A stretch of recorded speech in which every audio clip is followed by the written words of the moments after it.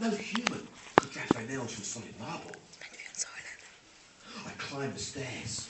I'm sweating nervously, fingers clenched tight. Part of me wants to turn and run. I shouldn't be here. I don't need to be here. Nobody will know if I backed up and ran away. But then I think of Gret. I'm not going to leave her alone with Mum and Dad to face whatever trouble brings. We're a family. Gret has always said families should pull together and fight as a team. I want to be part of this, even though I don't know what this is. Even though this terrifies me senseless. The landing. Not as cold as downstairs. I try my bedroom, then Gret's. They're both empty and both very, very warm. I edge closer to Mum and Dad's room. Gret likes to call me a coward when she wants to hurt me. I used to think she might be right, but each step I take towards my parents' bedroom proves to my surprise that she was wrong. The door feels red hot when I reach it, as though a fire is burning behind it. I press near to the wood, but there's no crackle of flames, just deep, heavy breathing, and a curious dripping sound. My hands on the doorknob, my fingers won't move. I keep my ear pressed to the wood, waiting, praying. A tear trickles from my left eye and dries on my cheek from the heat. Inside the room, somebody giggles. Low, throaty, sadistic. There's a ripping sound, followed by snaps and crunches. My hand turns. The door opens. Hell is revealed. Blood everywhere. Nightmarish splashes and gory puddles. Wild streaks across the floor and walls. Except the walls are no longer walls. I'm surrounded on all four sides by cobwebs, millions of thick, sticky strands, many stained with blood. My eyes snap from the webby surroundings and I locate the source of the curious dripping sound. It's coming from a body hanging upside down from the ceiling. The head has been chopped off and blood drips to the floor from the gaping red O of the neck. But even without the head, I recognise him instantly and scream his name out loud. Dad!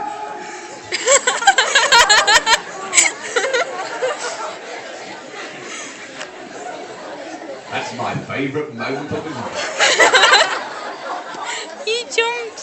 That was brilliant. To my left, an obscene creature spins around and snarls. It has the body of a very large dog, but the head of a crocodile. Beneath it, motionless, Mum, or what's left of her. There's a dreadful hound to my right. It's Gret, sitting on the floor, staring at me, weaving sideways, her face pale, except where it's smeared with blood. I start to call to her, but then she half turns and I realise she's been split in two. Something is behind her in the cavity of her back, moving her like a hand puppet. The something pushes Gret away. It's a child, but no child of this world. It has the body of a 3-year-old, but a head much larger than any normal human's. Pale green skin. No eyes, instead, small balls of fire flicker in its empty sockets. It has no hair, yet its head is alive with movement. As the hell child advances, I see that the objects on its head are maggots, living and feeding on its rotting green flesh. The crocodile dog moves away from Mum and closes in on me. I can't move. Fear has seized me completely. I look from Mum to Dad to Gret. All red. All dead. Impossible. This isn't happening. A bad dream. It must be.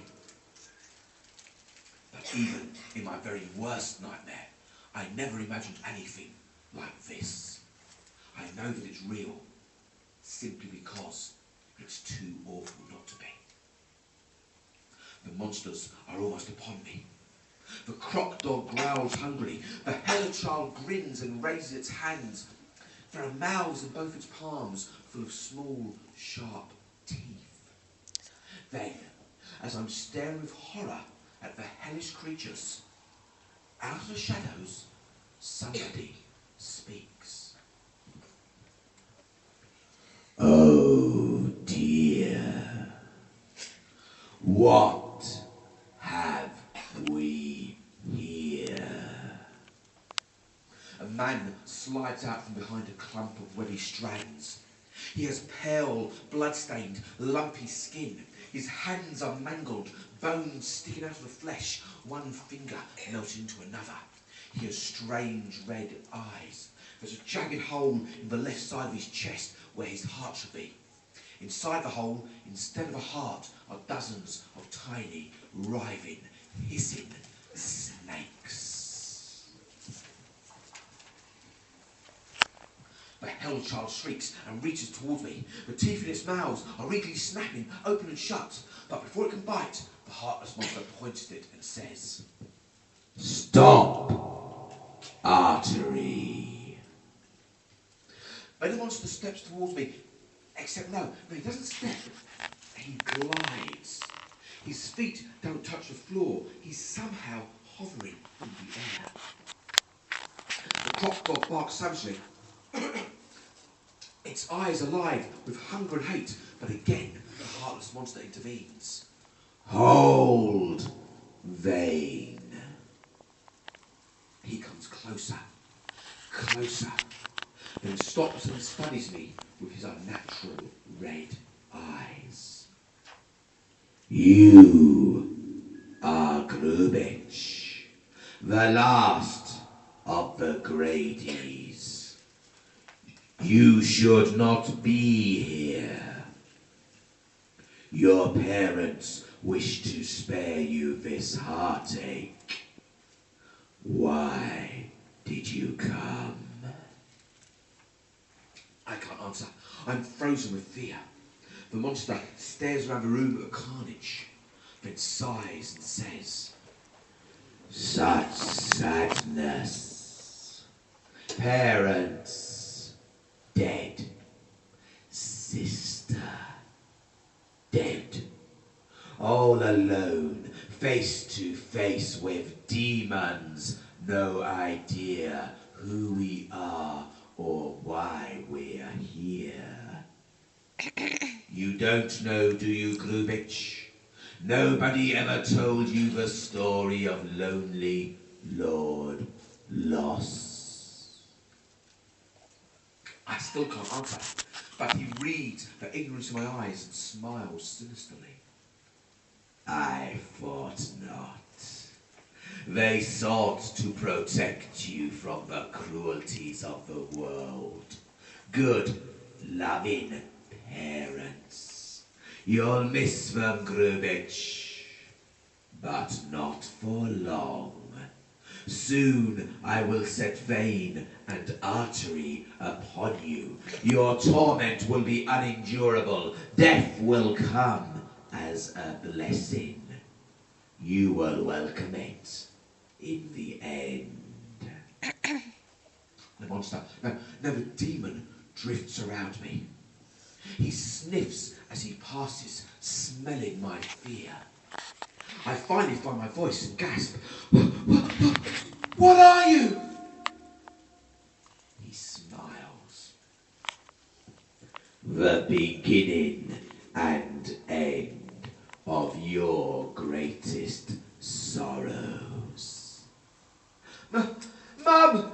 Dad! Gret! They can't help you now. They're gone from this life forever. Mourn for them, Grubitsch. Recall the happy memories of the past. Cherish them in these your final moments. Cry for them, Grubitsch. Give me your tears. He smiles at me and brushes his mashed together fingers across my left cheek, just beneath my eye, as if trying to charm tears from me. The touch of his skin, moist, rough, sticky, repels me. And without thinking, I turn my back on the hell of my parents' bedroom and run for my life. Behind me, the demon chuckles, then says, "Vein, artery, he is yours."